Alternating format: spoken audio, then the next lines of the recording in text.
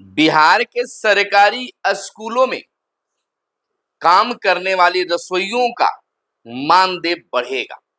सरकार की ओर से भी इस पर विचार है, तो वहीं रसोइया संघ भी लगातार प्रयासरत है, हर तरफ से अपनी मांगों को बुलंद कर रही है। माना जा रहा है कि कम से कम रसोइयों का वेतन यानी मानदेय 10,000 से कम नहीं होना चाहिए और सरकार भी अब चुनाव से पहले रसोइयों की मांगों पर विचार कर एक बड़ा ऐलान कर सकती है। नमस्कार, मैं हूं सुनील बॉबी और आपको इस चैनल में स्वागत है। देखिए, चैनल पर अगर आप पहली बार आए हैं या अब तक चैनल को सब्सक्राइब नहीं किए तो तमाम रसोइयों से मेरा आग्रह है या उनसे जुड़े लोगों से आग्रह है कि चैनल को जरूर सब्सक्राइब कर दीजिए ताकि रसोइया से जुड़ी तमाम खबरों से आप हमेशा अपडेट रह सकें। देखिए, सरकार से लगातार रसोइया संघ जो है मांग उठा रही है मानदेय बढ़ाने को लेकर।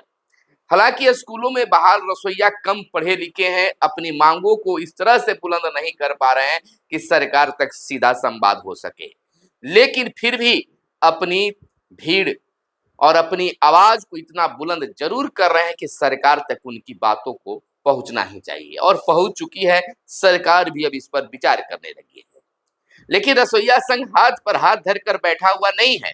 रसोइया संघ भी लगातार हर तरफ से अपनी बातों को पहुंचाने की कोशिश में है ताकि सरकार जागे और उनके मांगों पर विचार करे और रसोइयों के मान सम्मान के साथ उनका परिवार का पालन पोषण को लेकर उनका मानदेय बढ़ाया जा सके। इधर रसोइयों के मानदेय बढ़ाने का भी आश्वासन मिला है और लगातार इस पर काम भी हो रहे हैं।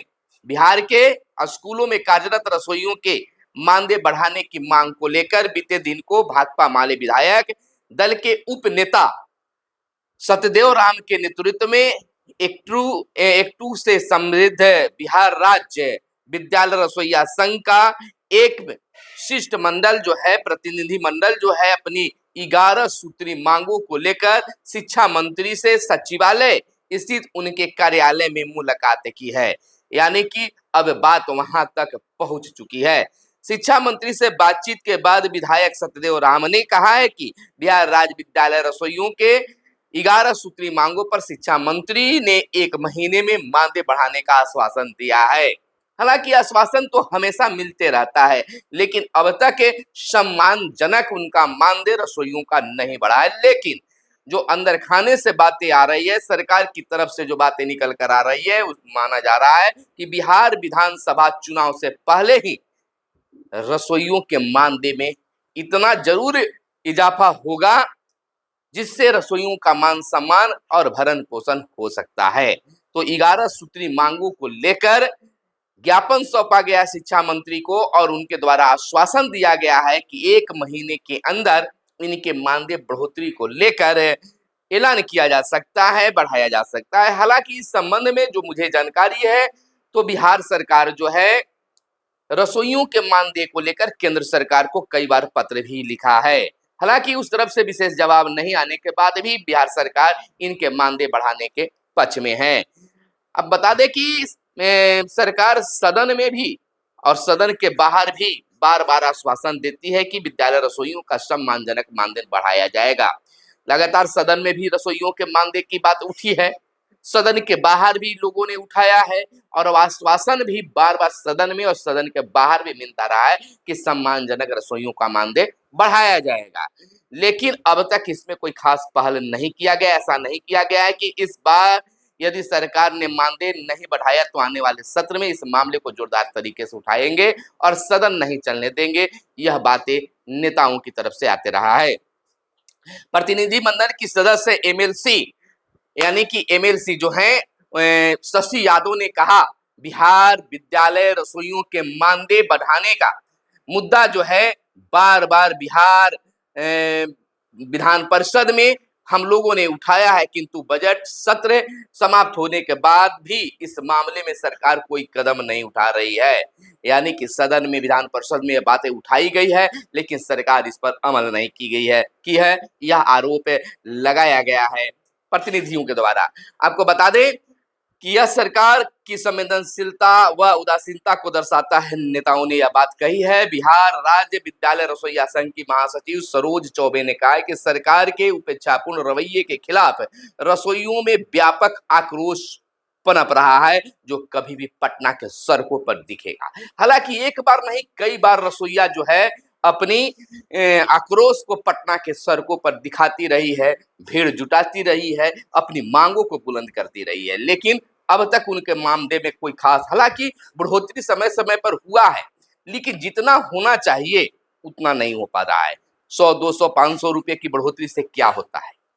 तो कम से कम रसोइयों को 10,000 मानदेय की जाने की मांगे लगातार उठ रहे हैं। रसोइयों का मानदेय कब बढ़ेगा इसकी कोई तिथि निर्धारित नहीं है, लेकिन यह जरूर कहा जा रहा है कि बिहार विधानसभा चुनाव से पहले रसोइयों के मानदेय में खास बढ़ोतरी होगा। हालांकि अब शिक्षा मंत्री की ओर से भी यह बयान आया है, जो उन 11 सूत्री मांगों का जब ज्ञापन सौंपा गया तो आश्वासन मिला है कि 1 महीने के अंदर रसोइयों के मानदेय में बढ़ोतरी का ऐलान किया जा सकता है। तो इसका मतलब सीधा है कि सरकार भी इसको लेकर हलचल है, यानी कि विचार इस पर चल रही है। जब शिक्षा मंत्री ने कहा है तो निश्चित तौर पर अपनी बातों को, रसोइयों की बातों को और उस रूप में शिक्षा मंत्री मुख्यमंत्री के समक्ष जरूर रखेंगे। माना जा रहा है कि बहुत जल्द ही बिहार के मुख्यमंत्री नीतीश कुमार रसोइयों के मानदेय को लेकर बड़ा ऐलान कर सकते हैं।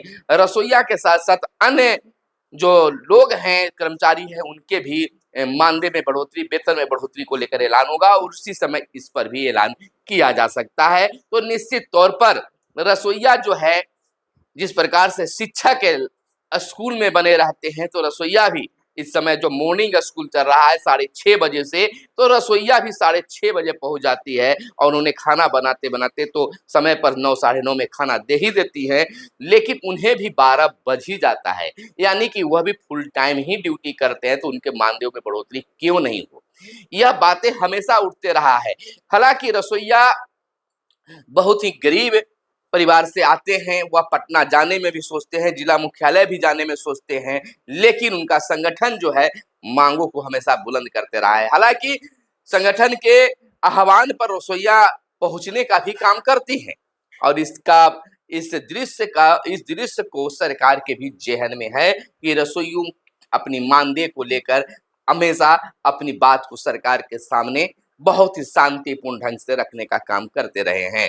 तो निश्चित तौर पर सरकार अब सोच रही है और निश्चित माना जा रहा है कि बिहार विधानसभा चुनाव से पहले रसोइयों के मानदेय में बढ़ोतरी होगा। देखिए, आप अपनी ताकत को दिखाइए, अपनी संख्या को दिखाइए, तो निश्चित तौर पर आपकी जीत सुनिश्चित होगी। चलिए, यहाँ से अब तक जो भी हुआ मान लीजिए, लेकिन आज से यह शुरुआत कीजिए। आज से मेरे वीडियो के कमेंट बॉक्स में जरूर लिखिए कि आप कहाँ से वीडियो को देख रहे हैं और आपकी मांग क्या है।